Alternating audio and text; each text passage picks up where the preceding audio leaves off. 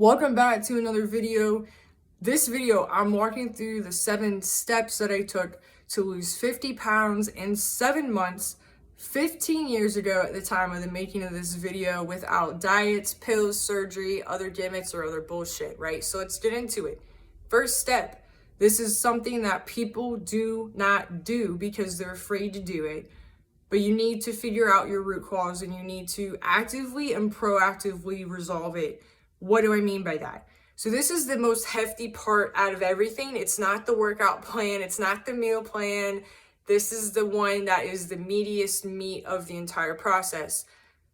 I became a sugar addict and junk food addict because I could not cope with death and dying. My grandpa was really sick and dying from stage 4 cancer when I was a kid, from age 5 to age 13 when he passed away. And I didn't know how to cope, right? So I wasn't overweight because I was lazy. I had a shit ton of extracurriculars. I was a straight A honor student. I was anything but lazy or unmotivated. I was not unmotivated. I was very motivated. I just didn't know how to cope with death and dying. So I actively sought situations where I could put myself in front of that trigger and really face it head on instead of hiding from it and squirreling away from it, right?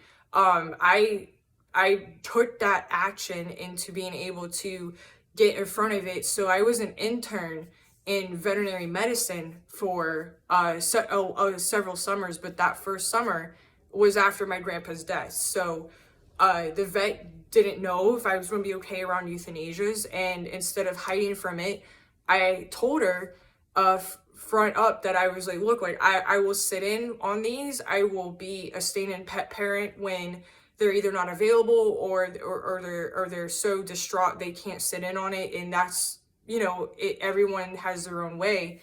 But I told her, like, yeah, I will be the stand-in pet parent. I will do this. So and it was a process. It wasn't like I did that one time and it was fine. I had to continually, over the months and over the years, put myself in situations around death and dying and be able to come to peace with it. And that was my root cause, and I resolved the fuck out of it. Some people I've worked with, that's been it. Some people, it's been divorce. Some people, it's been getting to that next level in their company, and the pressure from it and all of that. Some people, it's been just kind of a crossroads, middle of the roads of their life, and they feel like they've had all this success, but yet they've had nothing. And then they delve into the binge eating and binge drinking habits. It honestly does depend on the person. There's no one only root cause for being overweight, or and even deeper than that, struggling with food and substance abuse. It really does depend on the person. The next thing I had to figure out was my goal, and it had to be logical. It had to be sustainable. You cannot lose any amount of weight overnight. You can't. Your body fluctuates. You have to give it time to accomplish that. I lost the 50 pounds in 7 months. That may be realistic for some people. Some people may need a year. It honestly depends on your body, your metabolism, and your genetics. But you cannot lose 25 pounds by Friday. That's not ever going to happen. And that's not like, it's not going to happen because you need a mindset shift. It's not going to happen no matter how far right or left you shift your mindset and throw it around. It's simply not biologically and biochemically possible. So your goal has to be smart as fuck. What do I mean by that? You need to make sure you can measure it. It is attainable. It is sustainable, but it's more or less logical. You need to have a range of weight that you're aiming for, because your body, especially the female body, fluctuates. Do not just say, I want to be this number, because you're going to be in for some sort of disappointment. So hit a 5 to 10 pound range that you feel might be the weight range for you. But don't harp on it. Don't focus on it so much.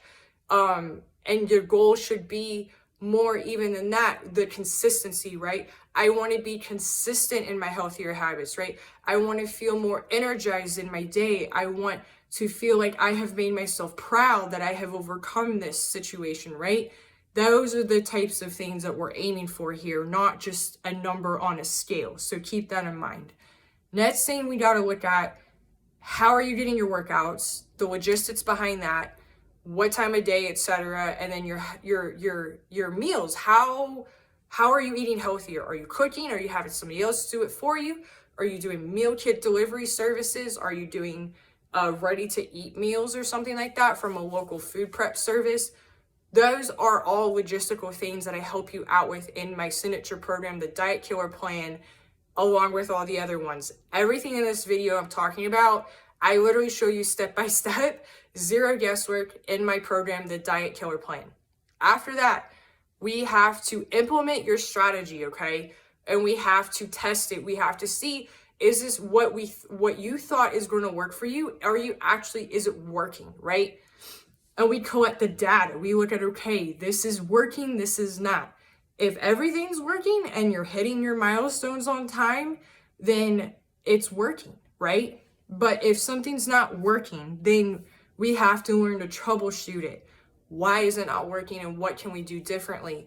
Again, this is something that I work with people on a very high level for, because weight loss and lifestyle changes are way more than a workout and a meal plan, and so much else gets left to chance. So during these troubleshooting parts of the 90 days, I have these group hot seat calls where whatever you're going through or whatever your obstacles you're facing, we work it out in real time. And if you don't want to do a group version of that, I do help people one-on-one work through their obstacles, work through their situations that are unique, and help them be able to pivot faster, work through it more efficiently than if they left it all to chance and they were slapping spaghetti all over the walls and could not move forward from what was going on. Because there's going to be obstacles, there's going to be challenges. Anytime you're changing anything about your life, it doesn't have to be fitness. If you're a business owner, you know this to be true, you're going to face challenges, and you need somebody who's been there in the trenches and has kicked ass and can help you along the way. The next part is if you plateau, can you get through that? Can you know how to pivot? Do you know how to mentally cope with a weight loss plateau? Because most people, whether they are a trainer or expert or not, your body does hit this plateau where you're like, oh shit, what type of workouts I was doing before is no longer working because my muscles are now used to it, right? We have to get into that stage of muscle confusion, that next level. And every time that you're going through this, at every stage of your life, you're going to find yourself evolving, and that's a good thing, right? We want everything to evolve. It's not going to be overnight, but you need to know how to mentally, physically, and emotionally cope with it, because if you don't, then it's going to be really, really, really hard for you to get to that finish line, so to speak, and to continue to see success in this area of your life. Again, I have a 90-day program that walks you through step by step everything I just said